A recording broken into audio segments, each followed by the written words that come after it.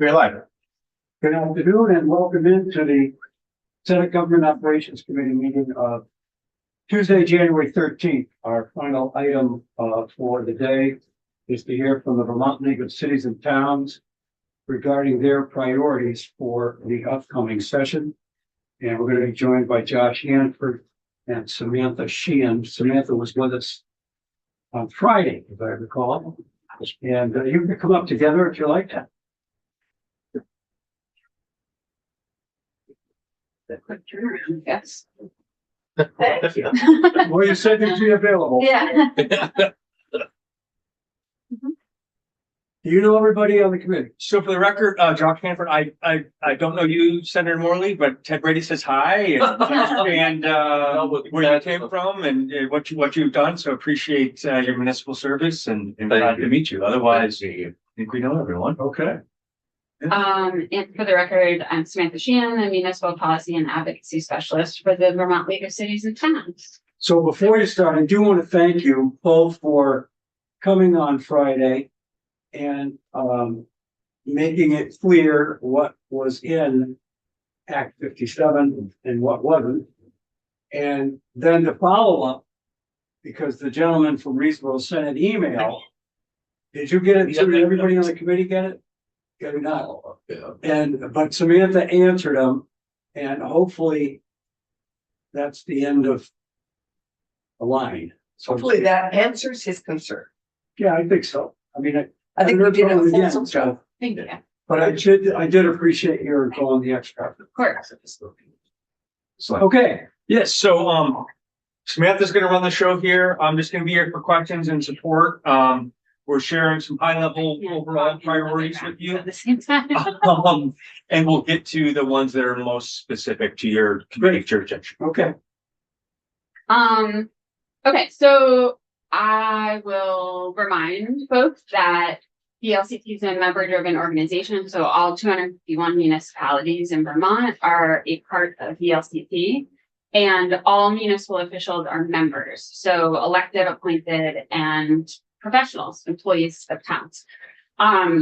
Every 2 years before a new biennium starts, we go through a long, summers long, months long, member-driven process to come up with a long list of municipal policies, we call them, that then are voted on and approved by the full voting membership. There's one vote per town.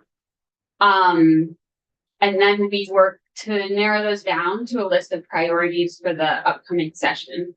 In large part, in partnership, definitely with this committee and with others across the building last year, we got a lot done. We addressed a number of our top priorities for communities across the state.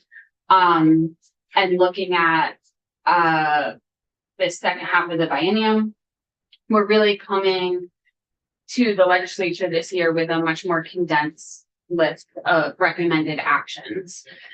And we've sort of brought down our areas of focus as issues to these four. So lower property taxes.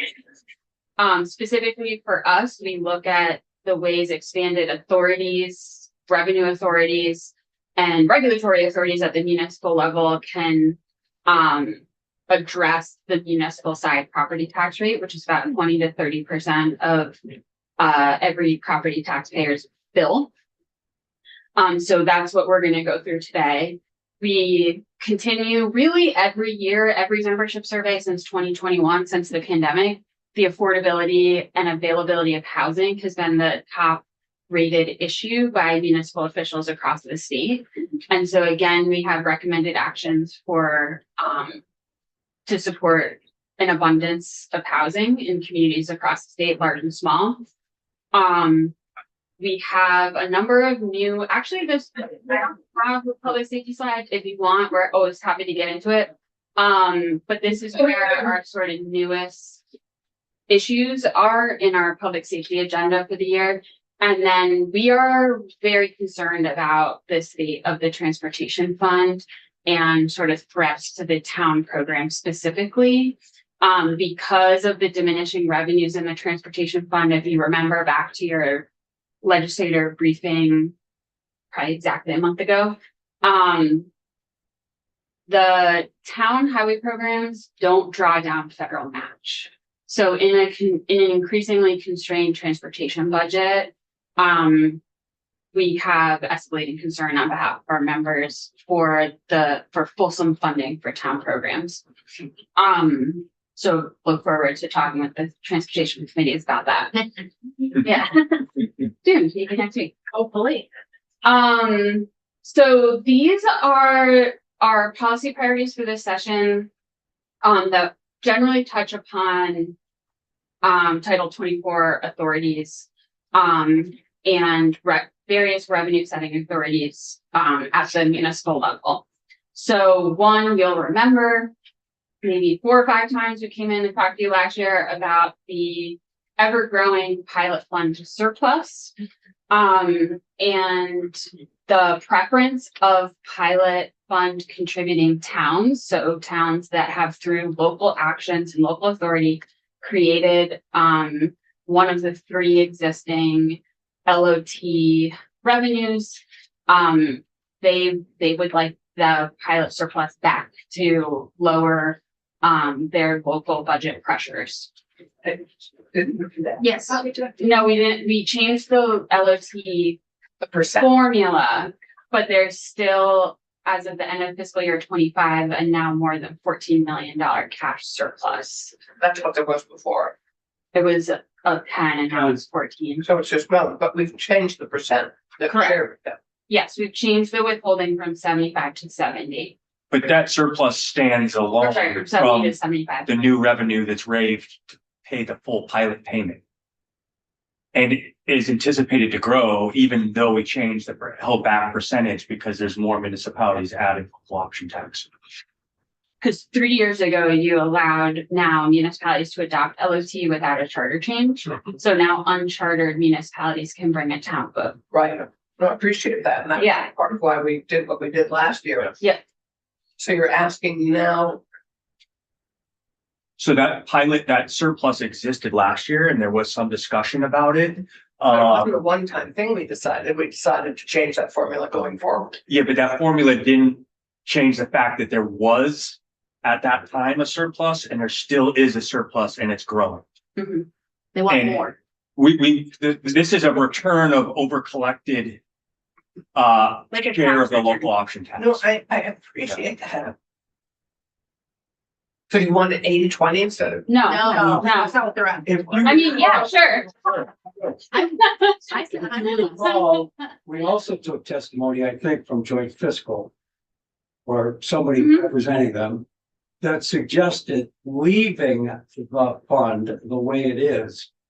You could make a case for that as well. I'll just leave it at that. Yeah. That it's always good to have some cash on hand and money in the bank. And that if you deplete this fund and something untoward happens, you run the risk of being in tough shape. So I understand this is one of yours. We'll probably hear from someone that doesn't have the same. Appreciate that. Just to be clear, it has the amount of money needed to pay pilot towns that host state property and ANR lands. And then it has 14 million in addition to that. So do I. That's true. I would just say the same case that you're making about having money if there is a situation. Our towns don't have this money and they've raised this money. And I think we're seeing them have even more frontline crises perhaps than even the state. So I think if I was a smart municipality, if we did allocate these funds, we would hope that it would be used for those purposes. We also had this last year, which is to alleviate the, or hold harmless municipal governments for uncollected state property taxes. So right now, delinquent taxes are paid for from the municipalities to the state. And then are only recovered if the delinquent payer is able to pay in full or through the tax sale process. But for any number of years and for as many years as the delinquent taxes are on the book. Many towns choose not to go to tax sale for any number of reasons. That cost of specifically the state property taxes, which is again 70% or more of the total tax bill that is delinquent, is then carried by the other municipal taxpayers. So it is in that way a burden on other low income and moderate income residents trying to also pay their tax bills. Okay.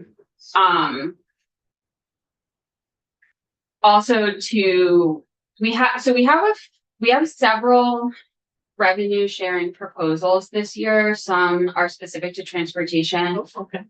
This one has been on VLCT's list in one way or another since prior to the legalization of recreational cannabis. We're bringing it up this year as a priority, really also in support of some work being done by the Cannabis Board to look at ways to motivate votes to allow recreational cannabis at the town level. Right now, towns are not benefiting from the cannabis excise tax unless they have a 1% LOT and then they get 1% on retail of cannabis. But in most circumstances, municipalities that have acted to allow cannabis retail in their community are not receiving any revenue. Senator White? Thank you, Mr. Chair. So very apropos, if that's the right way to put it, of a bill that I'm getting signatures for, which would go on our wall, I assume, which would trigger that every municipality, unless they opt out, would have a vote at an upcoming town meeting on whether or not they would allow it for their town. So just every town that hasn't voted on it yet, unless they opt out, would automatically have it be on their town meeting ballot. I thought that was already existing statute. No, so there's a bunch of towns that haven't voted. And I think there's hundreds of reasons why maybe you don't vote. One of them maybe being it's a big issue and you don't want to deal with it right now. There's no like impetus to do it. So Okay. essentially what's happened, at least in our area, is we have a few towns who have voted, and now we have these really condensed, like Markets. 3 places in one town, 3 places in another town, and then nothing elsewhere. Desert. Yeah, and I don't know what, yeah, if there's a cannabis desert or not, I guess it's more that I think that oversaturates the market and is leading to some issues, especially And that- maybe more northern to us. That's the interest of the Cannabis Board, is that some way to distribute that. And so they recognize that in order to encourage towns to participate, sharing some of that revenue is probably a way to entice them to at least consider it. Yeah, I would love to see on this in the future, a little more nuance around the meals and rooms piece, because Hartford has a local option tax. There's at least 2 or 3 other towns that do, but they don't have it written in the specific way that would have included cannabis. And we brought that up and we were denied the ability to include cannabis unless we did meals, rooms, and Sales. Sales. They have to include sales. yeah. So Yeah. that's just a Senator Yossi? Do we do revenue sharing on taxes with alcohol with municipalities? No. Yeah. Meals and rooms of sales is like, so if the, but it's not all, like you could be a coffee shop that doesn't have a liquor license, so that's not capturing liquor sales. But if it's a restaurant with a full liquor license, then yes, if you have a meals and rooms LOT. But not That's, like the liquor store tax revenue, none of that. I don't think it's no, I don't think so. No. See, Yeah. that's a perfect example of, we've heard from some of our members that would like to separate out the meals and alcohol, so you could choose just to tax the 1% local option tax, which we get 70% of, or 75% of, just for alcohol, and not have to have it meals and alcohol, and some of those nuances there. So they could pull the right levers for their community on which local option tax to vote and approve and charge. I think what we're getting at here is separate meals rooms. I think that It's meals and alcohol. You have them both. But it doesn't apply to like sales in a liquor store, like Right. it's Oh, no, sales there's- or Yeah, yeah. revenue sharing. if you have a local option tax, you Yeah. benefit. Yeah. Specific. What we hear is these can be difficult for votes to bring forward. And especially when you have a very small local economy with a few number of business owners and a small happening base of residents. Towns are often interested in excise tax opportunities that are paid for by tourists and visitors. More so than by the people who are living and shopping in that community at their neighbors' businesses that they own. And it's not on this list because it's under our housing priorities, but this is where we're also asking the authority to have a 1% local option tax on just short-term rentals. That's a way to mitigate the impact of short-term rentals in some communities that are having challenges, but up to each community, and then reinvest that money back into the community for infrastructure, housing support. Because right now it's lodging. So you have some communities that, maybe the major employer is the one lodging establishment, but yet all the homes around the lake are all short-term rentals. And they don't want to penalize the one employer who's producing the most taxes for the town by adding this, but they would love to collect 1% on all the short-term rentals. So it's an ask. We had support from the House General Committee last year on this, and it was in one of the bills at one point, but it was removed in Ways and Means for other taxing reasons. But we will continue to ask for that. And many municipalities are also interested in using those short-term rental revenues to pay for enforcement. So we have already many municipalities that have adopted short-term rental ordinances and require permits and registration of short-term rentals, with no local revenue authority to pay for that inspection enforcement and to maintain those regulations. And the concerns vary that, in some communities, the impact of short-term rentals on the housing market is severe, and something that they wish to regulate against. In other communities that have already a really high rate of second homeowners, folks perceive short-term rentals in second homeowner properties as a really important opportunity to activate those properties and bring people in and to foster a stronger local economy, and they provide jobs in property management and so on. But one of the concerns I hear a lot are from municipalities that have a large number of short-term rentals and don't have sewer. Because they know that this is a house with a A&R permit for a 3-bedroom septic, and then they see the short-term rental listing that says sleeps 12. Yeah. Right. And so they need to be able to regulate the short-term rental, to require a septic permit, to know the number of beds that's listed for, but they need a way to pay for that. Okay. Yeah. So Okay. So, this is a big one. So create a monetary cap for municipal liability commensurate with the states. So the state and other states and municipalities across New England have what's called a monetary liability cap. So if a person is injured on state-owned property, the maximum they would be awarded in a civil suit would be $500,000. In all of our other New England states, there's the same cap for state government as well as municipal. In Vermont, when the state legislature acted to create this monetary cap for state liability, it did not add a municipal monetary cap.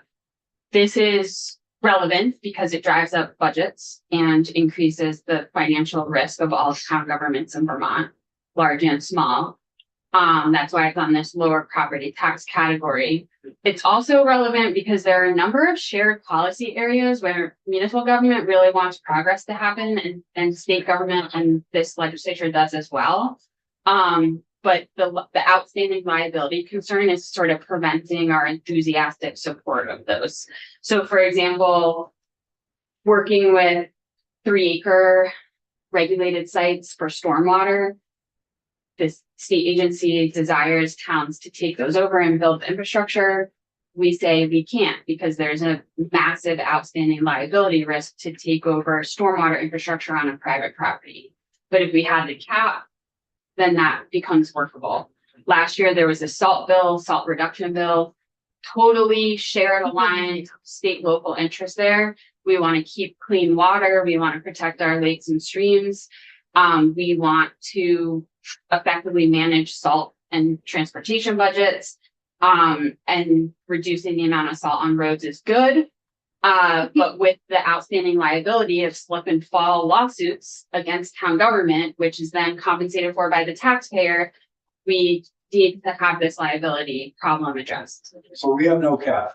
We have no cap for towns. Good. State has a cap. We just want to match the state No, cap. we got it. Yep. Yep. Senator Morley. Oh, God, I thought I remember her hearing something about sovereign immunity. Great question.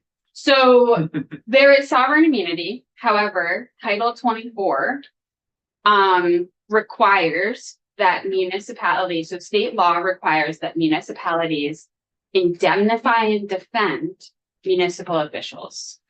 And multiple court decisions in Vermont against, an individual who worked for a municipality. In those cases, the court has ruled, no, you can't sue the plow truck driver, you have to sue the town. And then when that happened a couple times, state law was changed to be consistent with that. So the government has immunity, but the government also has a responsibility to indemnify and defend the actor of the government, which is the official, Employees, yeah. the employee, or the select person, or whatever. There is a defense here in Vermont, which is called, God, what's the word when you're deciding something? Deliberative. Deliberative. Yeah. Yeah. So if thanks. If you decide I like not- that. Synonym. So Decide not to. if you decide not to do it, so if you have a stop sign and you discuss building a raised crosswalk, and then the select board decides we can't afford the raised crosswalk, we're not going to build it. And then there's an accident because of that decision, then that decision is protected. But if they put the blinking light on the crosswalk and the town employee who's supposed to make sure that those lights work every day, the light goes out, someone gets hit, then they can be sued. And that, there's examples like that in Vermont municipalities that are public, and we could share if there's interest in very large settlements that the state doesn't have to pay out if things happen on state parks or at this building or any office building where municipalities have had very large settlements. This is not to protect criminal activity or violation of someone's civil rights. This is about, and a lot of it comes in the recreation space. Yeah. Skate parks, recreation facilities that municipalities We decide. have a lot for state. Their attorneys are advising them. There's a lot of liability risk here. So. All right, Senator Bielski. So we had a lot of discussion about salt in judiciary last year, and one of the sort of sticking points was the idea of this sort of liability protection for gross negligence. Mhm. And I wonder, and I don't know what the state policy is, and I'm fairly okay with a cap as long as the injury isn't due to gross negligence on the part of whatever actor it is. And so I wonder what your thoughts are on that. So in the salt bill from last session, it was Well, a I'm thinking limited about, like, liability. The caps you're asking for. Yeah. Like, I'm not okay with that if it applies to gross negligence. And so I guess I'm sort of wondering what your thoughts are. I need to ask a lawyer Okay. because I don't know the relationship between a act of gross negligence and the criminality. So what I can tell you is if the municipal official, elected, appointed, or staff is performing the duties required by their job, they would be protected by this. My question I would need to ask and follow up to answer you more fully is what it is. So if someone's being negligent, they're not performing their job, right? So, and same thing if someone's consuming alcohol while they drive a plow truck, that's not the duty, that's not their duty, that's not what they're required to do to perform their job. And it's criminal. So I'm not sure where gross negligence falls. My instinct is to say it would not be covered, but have to double check. Okay. That's great. Yeah. Let me just remove this. Great. Yes. We'd like a local vote in setting, county budgets, which we collect, and pay. And we would also like the authority for municipalities to collect fees on properties that are that are property tax exempt by state mandate. So think big hospitals, big colleges, large campuses that require a higher, more intensive level of municipal service. And they are not contributing to the cost of those municipal services because they're tax exempt. Think AHS, when you partner with an organization, if it's an AHS building and it's their staff, they're paying pilot funds. But when they partner with an organization providing AHS services, that organization is tax exempt, but yet the municipality incurs a lot of fees. Plow the roads, their sidewalks, perform all these duties, but they're paying no property tax. And in some communities, it's a very large institution in some cases that has a substantial impact on municipal services and Is fees. this, So you're right. can I just ask, is this like WALA, like Quechee Lakes Landowners Association in my area? Is that? I don't know what. I don't think it's. I don't think so. I think one farther south than you, that's been used as example is like the Brattleboro Retreat. Oh, Our okay. beach I dams, I understand mean, what you're Yeah. saying. Our church, I mean, everything. The private colleges. Churches, colleges. Okay, The CCB, think the CCB parking lot, all that. But I think a lot of it is also private pay. There also, some of them are on private property and do pay. There's some voluntary agreements that they And pay. there are voluntary. but it's not condo. Most of those No. institutions are facing pretty significant budgetary crises Oh, themselves. they are. It's not a great year to ask for that one. Yeah. And municipalities can enter into voluntary agreements with these institutions and in some cases do, but then that becomes unequally applied.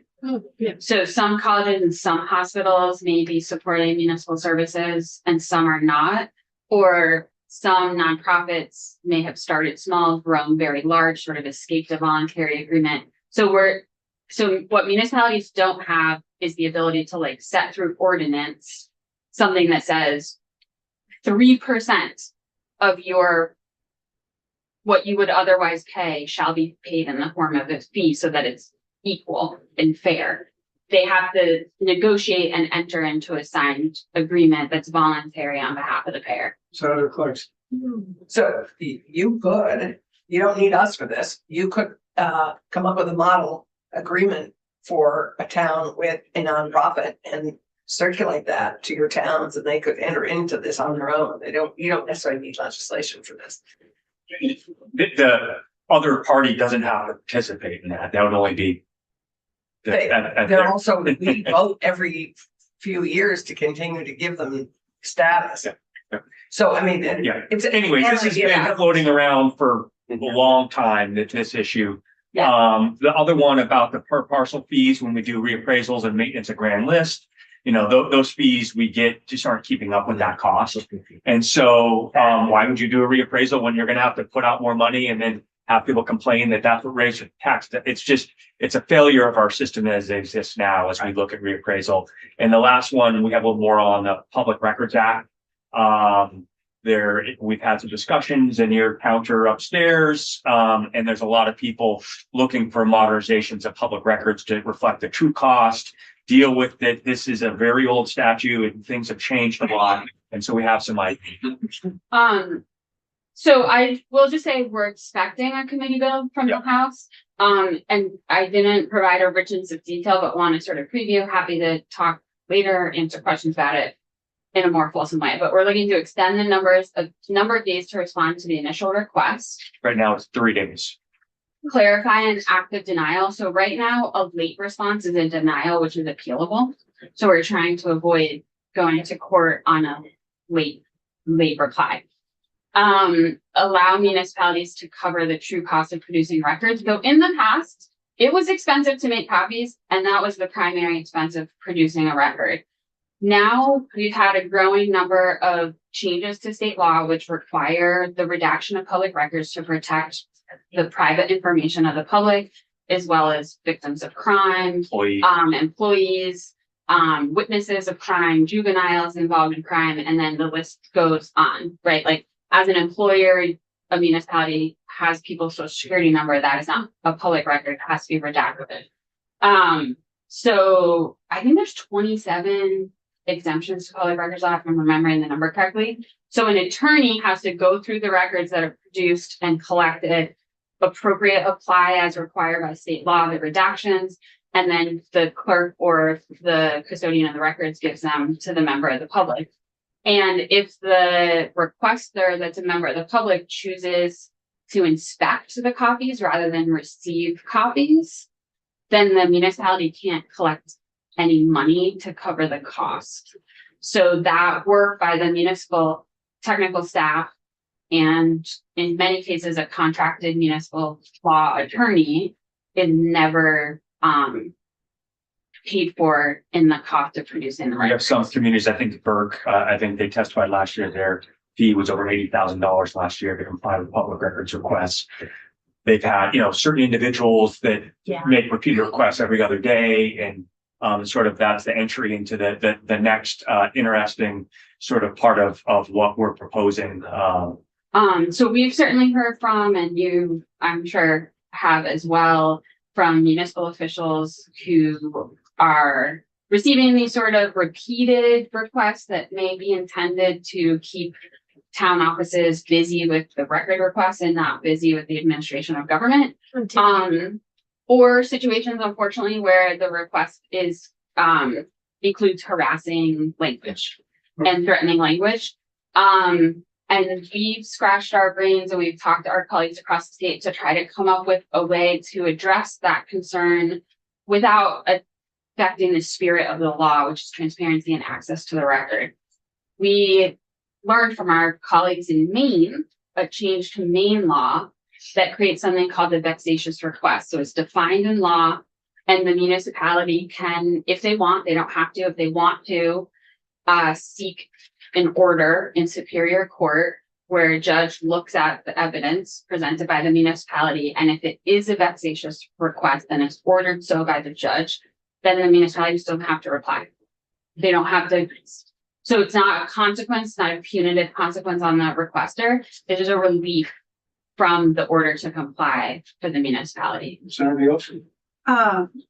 We've done some similar things with like nuisance lawsuits, but that's a much better word than nuisance. I like it. My question though, it's actually going back to core.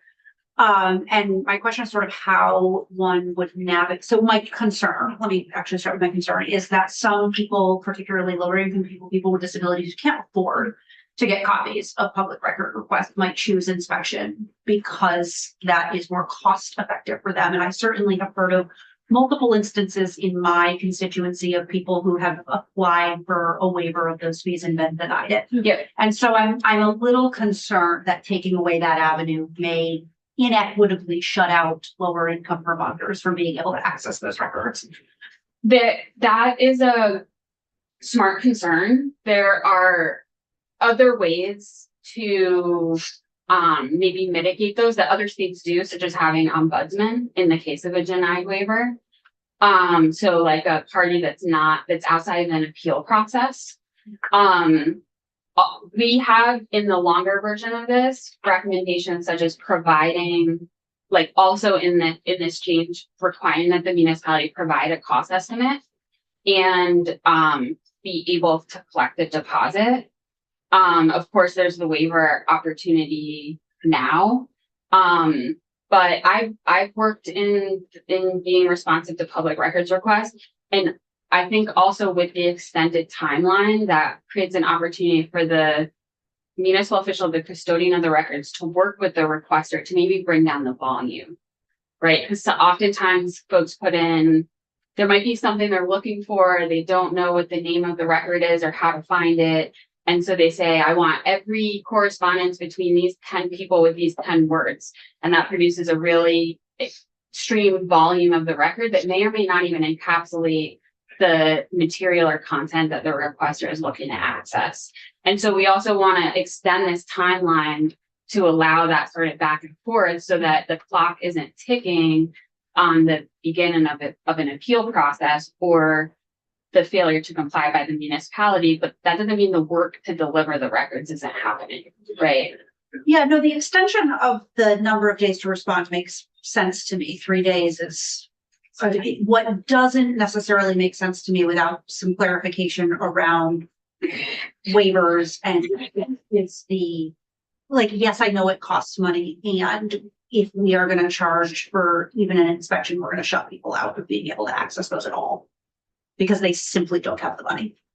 Yeah, so then we might wanna like explore what some of the other states do to provide enough ombudsman process. Because there may be an inability to afford the cost of the record. I acknowledge that. And there may be a skepticism about the cost to produce them. But the attorney time is required again by the obligations of state law to protect certain private information. And I think there's certainly a fair process that could happen to make sure that that's factual and in fact the true cost of producing the record, that we can keep out of court, which is also Another cost. a cost. Yeah. You know, the reality is we are also seeing AI requests, which are really business endeavors. Yeah, To request all RFPs and bid documents for all road. It's really just helping businesses that are scrubbing with AI public records requests to be better positioned to earn contracts and employment and, you know, et cetera. And because, you know, we don't have any, you know, citizenship requirements or state resident, there's no you have to requirement. show ID. You don't have to show ID, you know, there's become a challenge.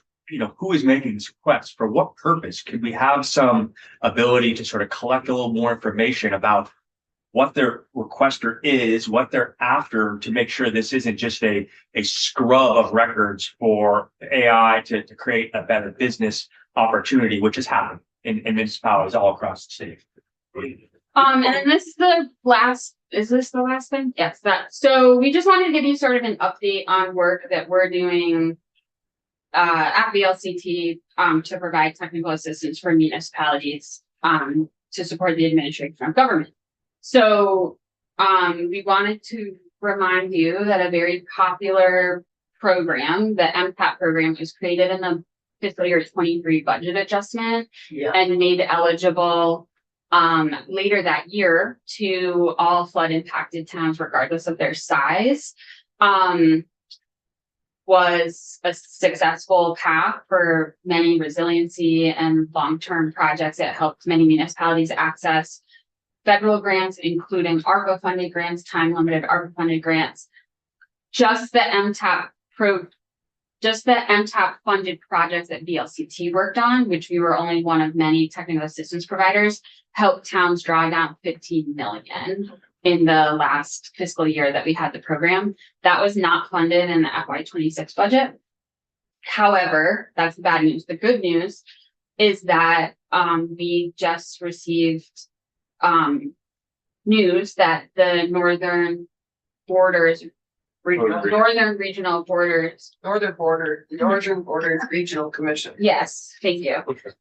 Through their Catalyst program, we received a $500,000 grant that will support 3 years of technical assistance programming at VLCT specifically for chip preparedness.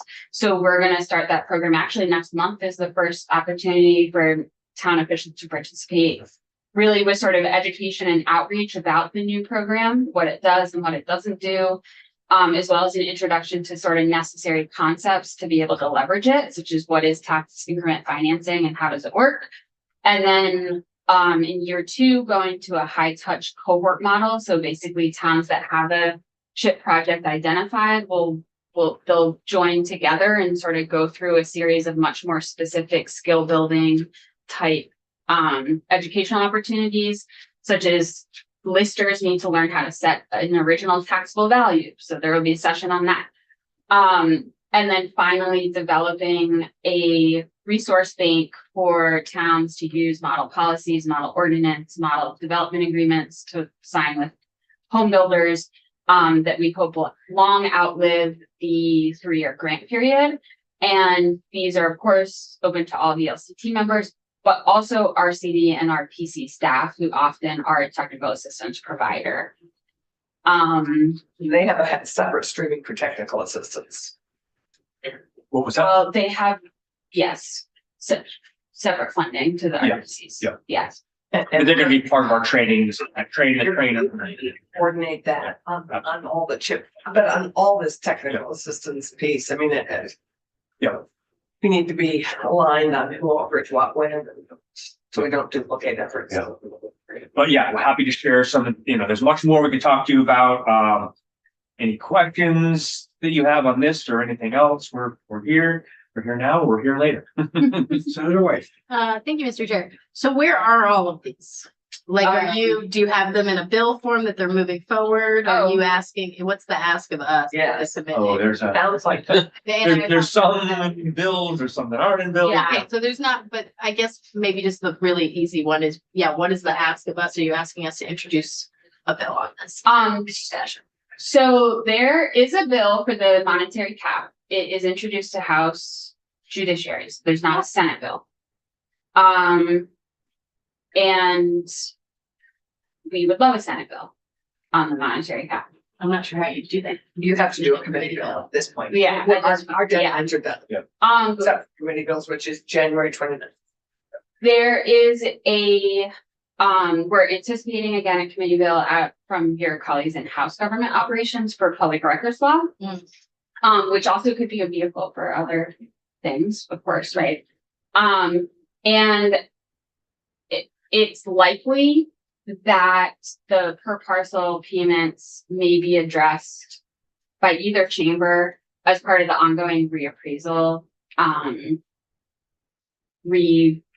re-envisioning of the future of reappraisal in Vermont work that the money committees are doing. Oh, yeah. And I think this is going to be a recommendation from PBR, as a result of a summer study process that we participated in. So that would be great to have their agreement on that. Other than that, what am I forgetting? Cannabis, yes, there will be a cannabis bill. Okay. That I think was put in prior.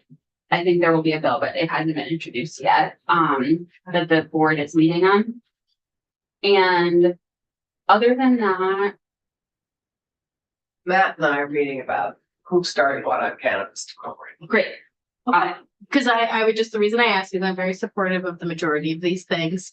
I'm also in favor of us expanding the pilot fund percentage as I was last year to 100%. So if there is support you need in a bill from this committee, I think You have a cheerleader. Yeah, like And It pilot, comes with. of course, could be done in either the budget adjustment or the appropriations. Yeah, And you're not actually asking for an expansion of the sharing percentage, you're just asking for that surplus money. yes, Okay. correct. Per Or- year or going forward? One Just time. that 1 year, that's what's confusing me. Is that it's going forward or for just that 1 year? Well, Return the surplus to the communities that raised it, because it's gonna get harder and harder because there's more communities contributing to that pot over I time. read it, will And we get could- smaller and smaller. We could discuss sort of as a new surplus builds, what's In the a good future. way to use it in the future. Yeah, so really we're asking for two things. One is to return the current surplus, which is substantial. I mean, a responsible amount of the surplus. Not drain the special fund dry, because that's also municipal money that goes to pilot towns. Well, that's already being taken care of in the original. With being Right, written, yeah. right. So a return of the surplus to the towns that created it, as well as a plan for future year surpluses. So to set a goal, right, for that fund to maintain and to agree when it goes over that, here are programs that are appropriate places to be funded by this revenue, which is municipal revenue. So that this doesn't happen again, where we don't have municipally created revenue held in state coffers to the tune of $14 million. I mean, that is significant funding for these towns. We have Like, really municipalities big. debating their Yeah, budgets right now, very contentious meetings over $50,000 line items, yeah, when they've been paying into this pilot fund for 10 years. And their share is well beyond that amount, and, literally, cutting programs and staff. How many towns have a local option tax?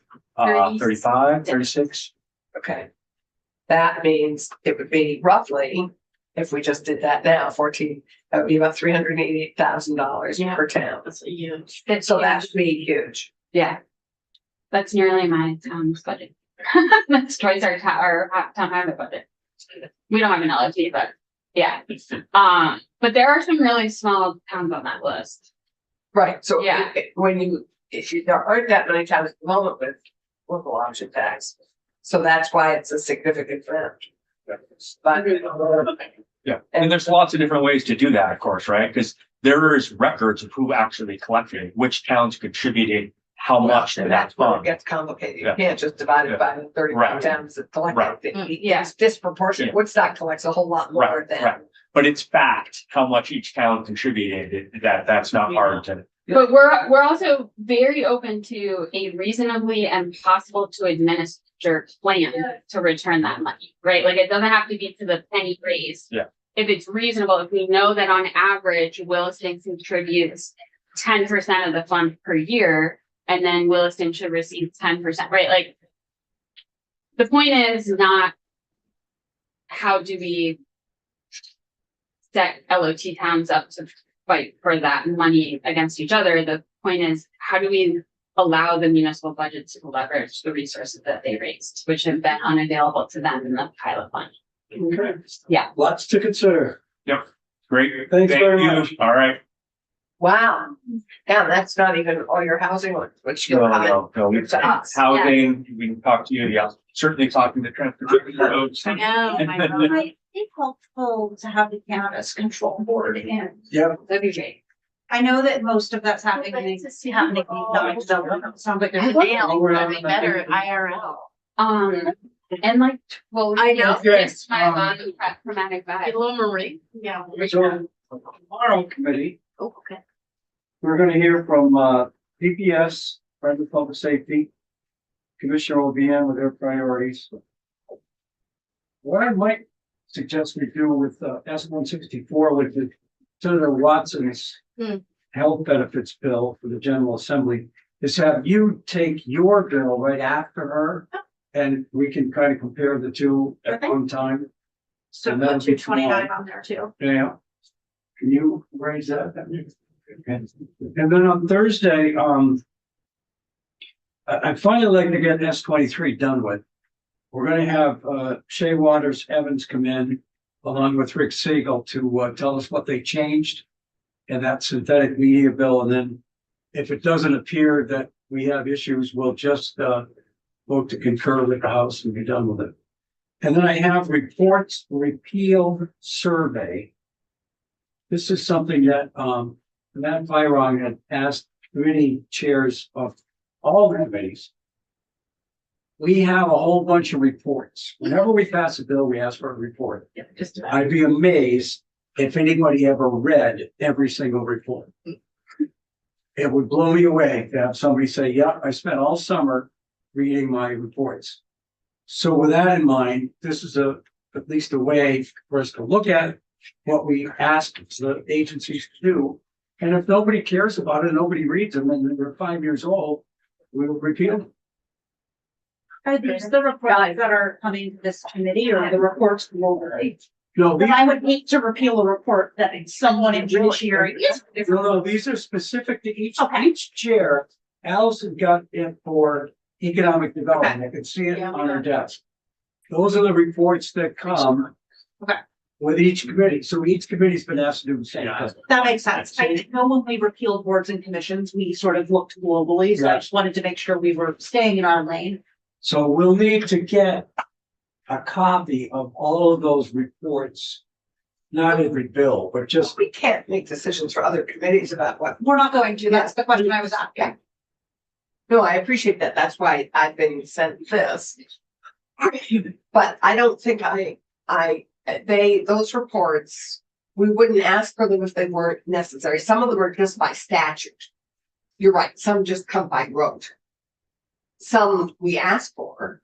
They all live on our committee web pages and are often, you're right, maybe not read until the subject comes up, and then we remind ourselves. so they're only one time.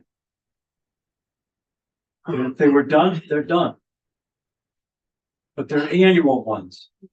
I think the annual ones are kind of what you're really getting at, not necessarily, but So yes, look, I have 4 pages. we'll probably need. We need ledge counsel in on that or not. I guess I told you we did, so we'll take a look at it. And quite honestly, this also requires work of the chairs to go and talk to the agencies and the individual departments that are producing them. Well, we can at least highlight the ones that we think we might be able to Yeah. do without. Discussion to have Thursday, That's what we're doing, yes. not that. And what's going on Friday? Friday is, Property property tax sales. tax sales. And security briefing? Yeah, that'll wind up the day. Cool. So that's what I got. That's good. And if there's nothing else, we'll call it a day. We have chairs meeting at 4:30. Not today, Like Phil just told me we did. next week. Here we do. I talked to the pro temp. I said, are we having a chairs meeting this afternoon? He said, yeah. Okay. Okay, so we have a new email that says, Actually, Moore sent one out yesterday. He said we'd start on the